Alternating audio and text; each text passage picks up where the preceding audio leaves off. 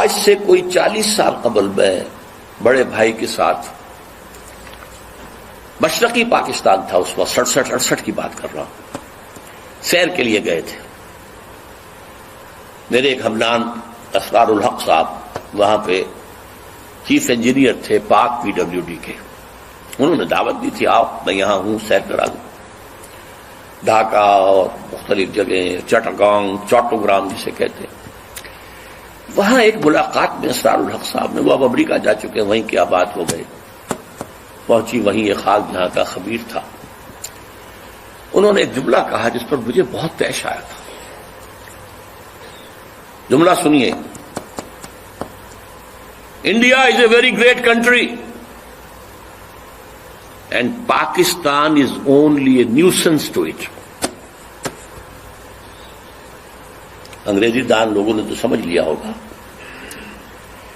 بھارت ایک بہت بڑا ملک ہے اور پاکستان اس کے لیے تھوڑی سی سرگرانی کا باعث ہے، بس ختم. آج یہ جملہ 100% آپ کے نگاہوں کے ساتھ، اگر آنکھیں بند کیے رکھیں تو اور بات ہے،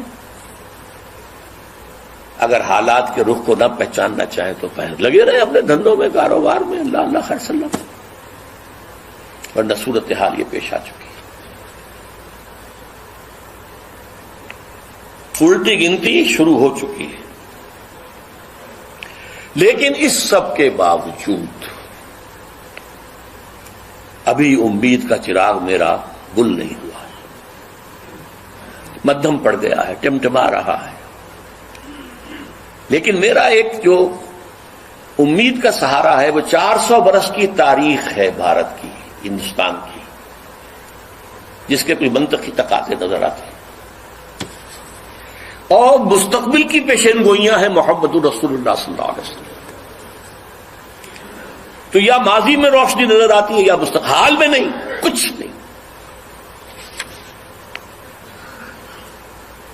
وی have been cut to size.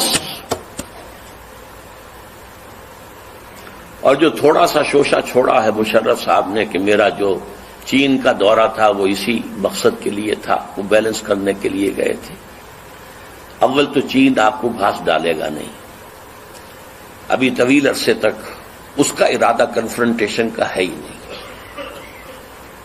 وہ اپنی اکانومی کو ڈیولپ کرنے میں لگا ہوا ہے. ثانیاً اگر آپ کی کوئی پیش رفت ہو گئی تو آپ کے اوپر زبردست حملہ جو ہے بھارت کا اور افغانستان کی طرف سے، دونوں طرف سے. اب آپ شکنجے میں ہیں. وہ افغانستان جو ہمارا دوست تھا اور ہم اس کے دوست تھے اور امدادی تھے، کرزئی کے بیانات سنیے. یہ کون ہے؟ اس ماسٹرز وائس ہے، وہ یہ اس کی بات نہیں ہے، یہ بش کی بات ہے. بش نے کچھ باتیں یہاں آ کے کر دی تھی، کچھ باتیں پہلے ہی پہنچا دی تھی تھرو کرزئی. آج سے 2-3 مہینے پہلے ایک انٹرویو چھپا تھا اکرم ذکی صاحب کا، جو ڈپلومیٹ بھی رہے ہیں اور بیوروکریٹ بھی رہے ہیں.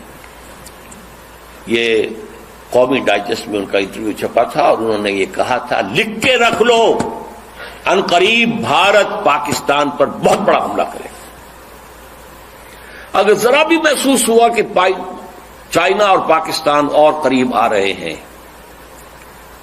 تو یہ کانٹا پھر نکال دینا پڑے گا. یہ تو پھر بہت بڑی بات بن جائے گی ان کے لیے. یہ تو کانٹا ہوگا پھر درمیان میں. بہرحال اس کے باوجود میں آپ سے کہہ رہا امید ہے کہ شاید کوئی معجزہ اللہ تعالیٰ کی طرف سے. پاکستان کا قیام بھی معجزہ تھا اور پھر تاتاریوں کا معجزہ کچھ تھا، تو اب بھی معجزہ ہو سکتا ہے. تاتاریوں کی تاریخ جو ہے تو دہرائی جا سکتی ہے. اور پھر لیکن اسی خطے سے اسلام کا احیاء ہوگا، چاہے ہمارے کروڑوں مر جائیں اور اس کے بعد ہندو مسلمان ہو. اور یہ پیشین گوئی شاہ ولی اللہ دہلوی کی ہے کہ ایک وقت آئے گا کہ ہندوستان کی اونچی ذات کے لوگوں کی اکثریت اسلام قبول کر لے گی.